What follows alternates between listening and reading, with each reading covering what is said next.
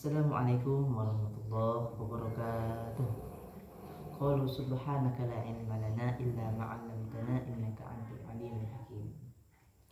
Perkenalkan, nama saya Jaka Saputra dari kelas 2B HKI Fakultas Syariah IAIN Pontianak.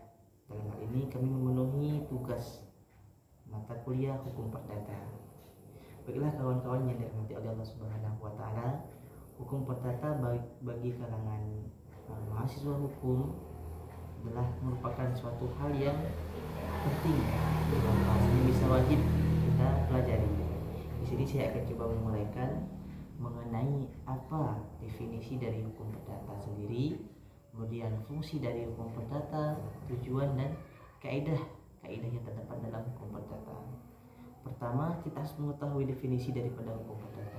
Definisi hukum perdata di sini ialah segala hukum pokok yang mengatur kepentingan perorangan dan hubungan antara subjek hukumnya. Dalam para ahli hukum yang lain mengatakan bahwa definisi daripada hukum perdata sendiri adalah hukum yang mana mengatur antara orang atau badan hukum yang satu dengan yang lainnya dalam masyarakat, yang mana ini menitik beratkan kepada kepentingan masyarakat atau kepentingan perorangannya, maksud saya kepentingan perorangannya. Yang kedua yaitu fungsi daripada hukum perdata terdapat dalam hukum perdata material dan formil.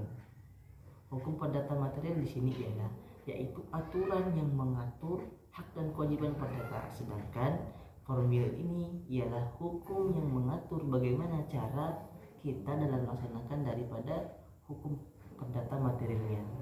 Ini yang kedua. Yang ketiga, ini mengenai kaidah-kaidah yang terdapat dalam hukum perdata. Ada dua kaidah yang terdapat dalam hukum perdata. Ada kaidah secara tertulis dan kaidah secara tidak tertulis. Kaidah tertulis di sini ialah hukum atau kaidah hukum perdata yang terdapat di dalam peraturan perundang-undangan, jurisprudensi dan traktat. Ini secara tertulis.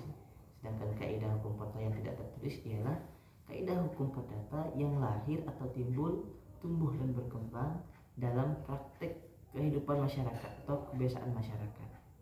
Ini yang ketiga.